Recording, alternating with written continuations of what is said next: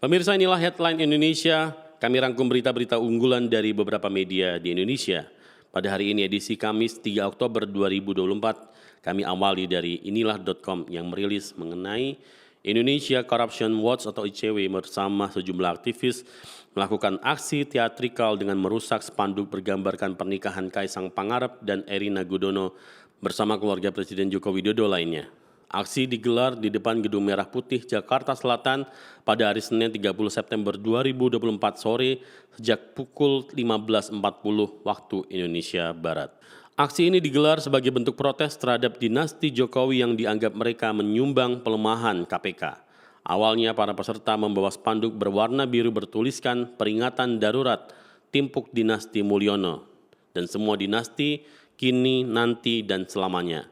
Peserta aksi mulai mencoret silang wajah Kaisang, Erina, Gibran, selfie Jokowi, Iriana, Bobi hingga Kahiyang dengan bubuk berwarna merah. Dari Semarang, Kompas.com menyoroti pembubaran gangster. Wali Kota Semarang Heviarita Gunaryanti Rahayu menegaskan komitmennya untuk menjaga keamanan di Kota Semarang dari ancaman gangster yang telah mengganggu ketentraman masyarakat. Pernyataan tersebut disampaikan Ita menanggapi pengumuman pembubaran 19 kelompok gangster yang dilakukan di Markas Polisi Resort Kota Besar atau Mapolres Tabes Semarang pada hari Selasa 1 Oktober 2024. Seperti diketahui, puluhan anggota gangster yang menyatakan berhenti beraktivitas dan mengakhiri segala bentuk gangguan yang meresahkan warga. Republika.co.id memberitakan tren pemutusan hubungan kerja atau PHK secara nasional sejak Januari hingga Agustus 2024 terus mengalami peningkatan. Sepanjang tahun ini jumlahnya telah meningkat hingga mencapai angka 53.000. Bertolak belakang dengan tren tersebut, Lembaga Penjamin Simpanan atau LPS mencatat adanya tren kenaikan tabungan di atas 5 miliar rupiah milik korporasi. Ketua Dewan Komisioner LPS Purbaya Yudi Sadewa mengatakan, likuiditas korporasi masih cukup kuat sehingga mampu menjaga stabilitas ekonomi serta mencegah terjadinya PHK besar-besaran. Masih bersama Kompas.com diberitakan artis sekaligus politikus Marissa Haque meninggal dunia pada hari Rabu 2 Oktober 2024 dini hari. Sebelum meninggal dunia, Marissa yang juga berprofesi sebagai dosen sempat membagikan konten ilmu pengetahuan lewat akun Instagramnya pada hari Selasa 1 Oktober 2024. Marissa mengunggah ulang video dari akun lain yang menampilkan ulasan mengenai cendekiawan Muslim pada masa lalu. Dalam keterangan unggahannya, Marissa mengajak para mahasiswanya di Indonesia Banking School untuk terus belajar. Masih dari antaranews.com, Menteri Perindustrian Agus Gumiwang Kartasasmita mengatakan masih banyak peluang bagi industri batik dalam negeri untuk memperluas cakupan pasar ekspor sekaligus meningkatkan kontribusinya bagi devisa negara. Hal itu karena menurutnya besaran ekspor sektor batik pada triwulan 2 2024 baru sebesar 8,33 juta dolar Amerika Serikat. Industri batik pun turut memberikan kontribusi terhadap ekspor tekstil dan produk tekstil atau TPT dengan nilai 8,33 juta dolar Amerika Serikat yang menurutnya belum optimal atau belum maksimal. Masih banyak peluang yang bisa dimanfaatkan untuk mengisi pasar-pasar ekspor dari batik nasional. Demikian kata Menperin Agus dalam acara peringatan Hari Batik Nasional di Jakarta pada hari Rabu kemarin. Dari luar negeri, CNBC-Indonesia.com menyoroti eskalasi di Timur Tengah terus-menerus meningkat. Pada hari Selasa 1 Oktober 2024 malam, Iran meluncurkan setidaknya 180 rudal balistik ke wilayah Israel.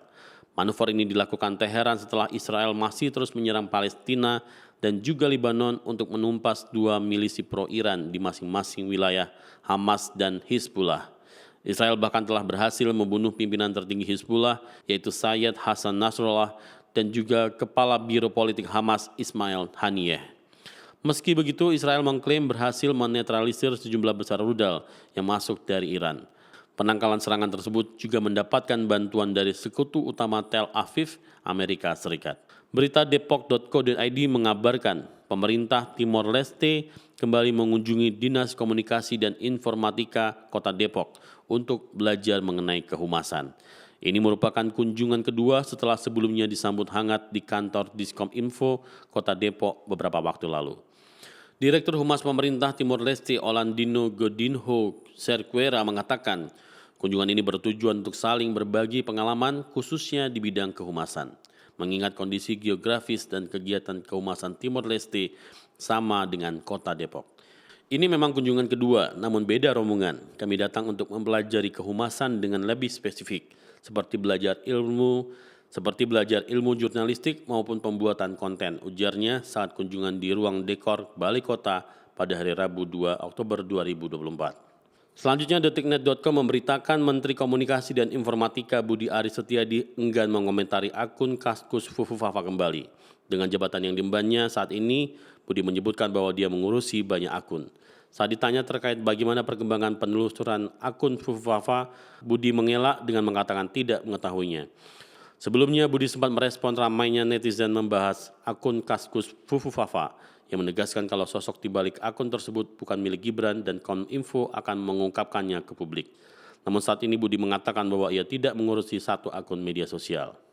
Selanjutnya CNN Indonesia, serangan rudal yang diluncurkan Iran pada hari Selasa, tanggal 2 Oktober menghantam pangkalan Angkatan Udara Israel. Namun bukan hanya menghantam, banyak laporan mengklaim puluhan jet tempur siluman F-35 di pangkalan Angkatan Udara Israel itu turut hancur. Media Iran melaporkan bahwa serangan rudal hipersonik menargetkan beberapa pangkalan udara utama Israel. Pangkalan AU Nevatim Israel yang jadi sarang jet-jet tempur siluman F-35 juga kena hantam rudal Iran. Pangkalan udara Nevatim adalah rumah bagi 2 skuadron jet tempur generasi kelima F-35 Angkatan Udara Israel dan akan menerima skuadron ketiga di masa mendatang. Selanjutnya kontan.co.id memberitakan mengenai krisis baja. Cina dianggap akan semakin memperbesar peluang Indonesia menjadi negara target buangan baja yang tidak terserap oleh negara tirai bambu tersebut. Mengutip Bloomberg, pada paruh pertama tahun ini, Cina mencatat hampir 3/4 dari produsen baja mengalami kerugian dan kebangkrutan. Termasuk diantaranya pemain-pemain besar baja seperti Xinjiang Iron and Steel Co., Gansu Jiu Steel Group, dan Anyang Iron and Steel Group Co. Pemirsa, itulah headline Indonesia hari ini.